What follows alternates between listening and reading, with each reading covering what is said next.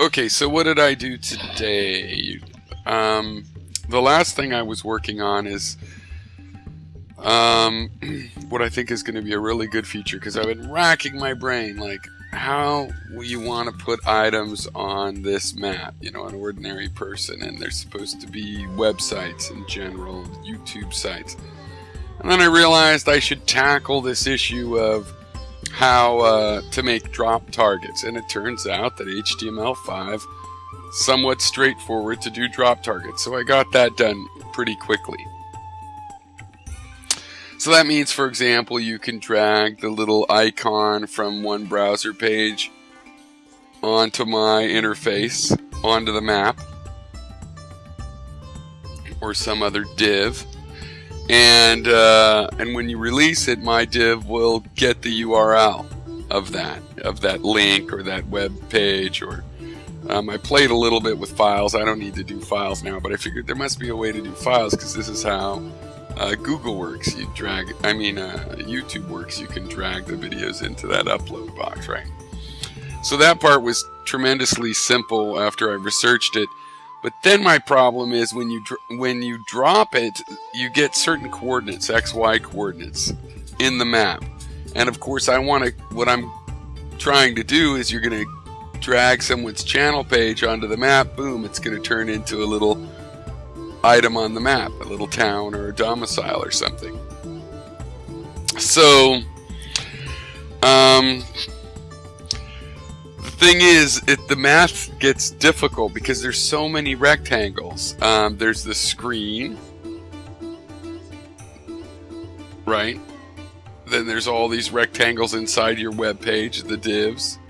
The canvas is one of those in there, and here's the point. Plus the map can be scaled and drug around,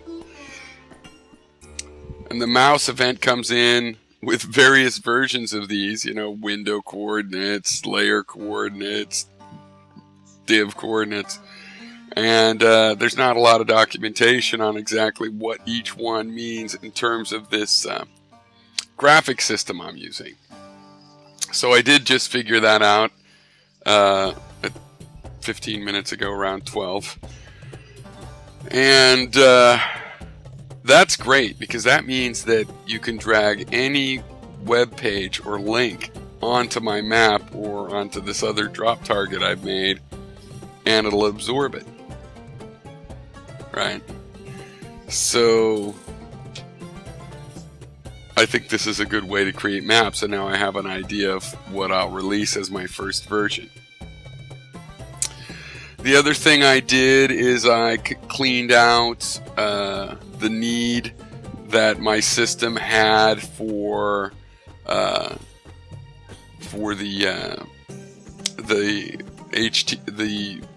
JSON response, the so-called entry that YouTube will feedback.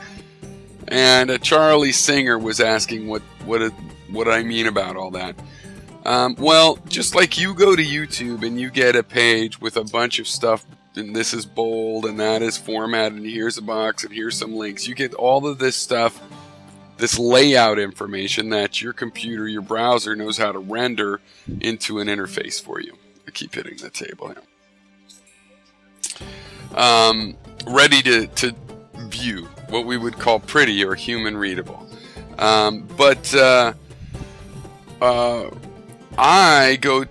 The software goes to a URL that you could go to in your browser as well. It's just not very human readable, and get that same information, but without all the bold and links, just as information.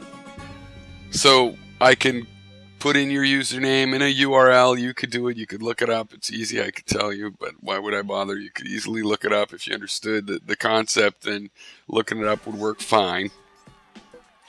And what you get back is the person's latest videos. And you can tell that URL, you'll have little arguments in it that'll say, I want 10 of them or 25, and I get 10. 25's the maximum, and I decided 10. Thinking if people do a video a day, then that's a week. If they don't, then it's however long. And in there, for each video, will be a link you can go to get the comments. And then you get the comments. You get the comments back, a big list of comments for that video, and so on. And really everything in YouTube works this way. You can submit comments, read comments, etc., etc., etc. Alright, geez, seems like there was something else I did, though that was a lot of it.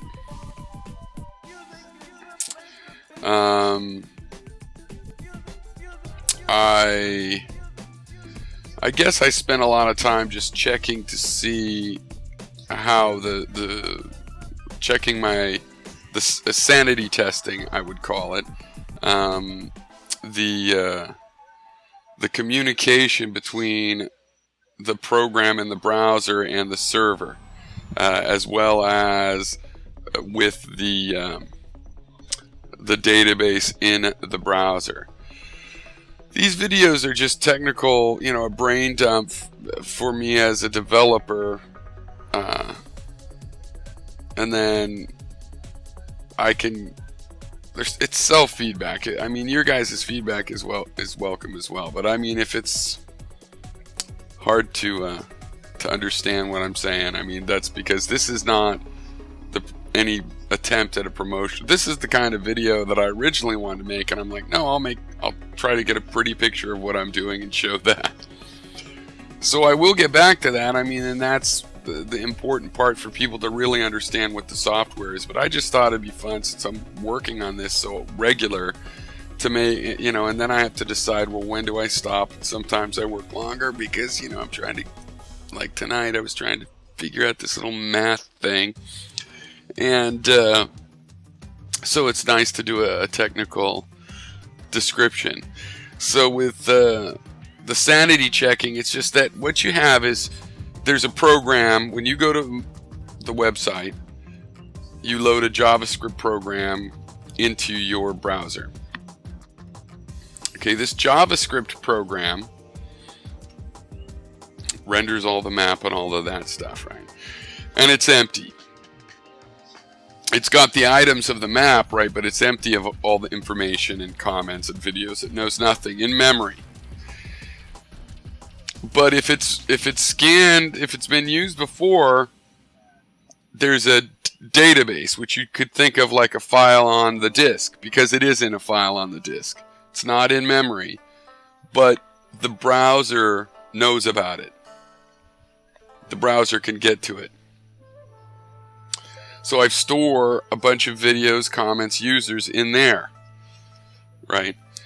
There's also the server, okay?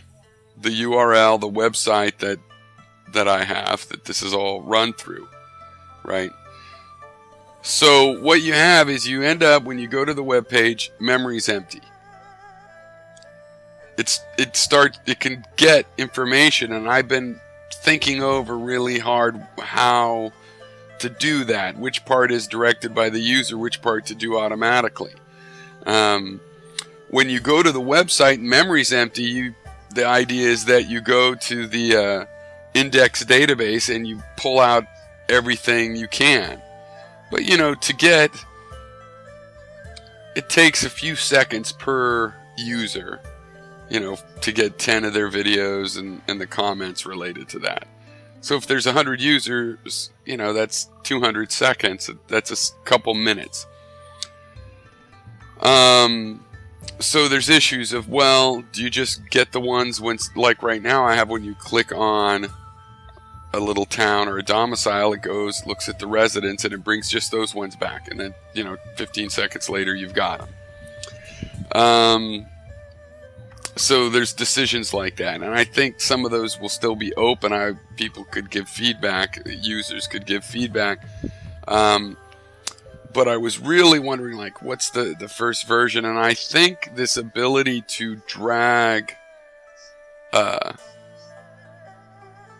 web pages, which can be the channels and video pages, onto the map as a way to create the map, and then you could click on the item and change stuff. It makes me think that I would open it up as an editor. But now here's the thing. Not all maps are created equal. And I'm kind of judgmental. I love good maps. I don't love crappy maps. I'm thinking this is like an atlas of YouTube, and I want it to be good. So I'm thinking there's got to be some judgment system, like how long you can edit them. It's not just going to be free and open that anybody can edit the map. But I'm not talking about charging to make maps. I'm talking about having a judgment system.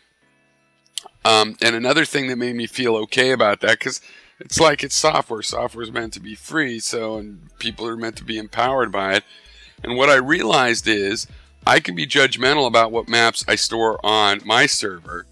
But so much of this software is actually in the browser that you can have your own map anyway. I don't have to store it on my server. You could share it some other way. Anyway, all right, cheers.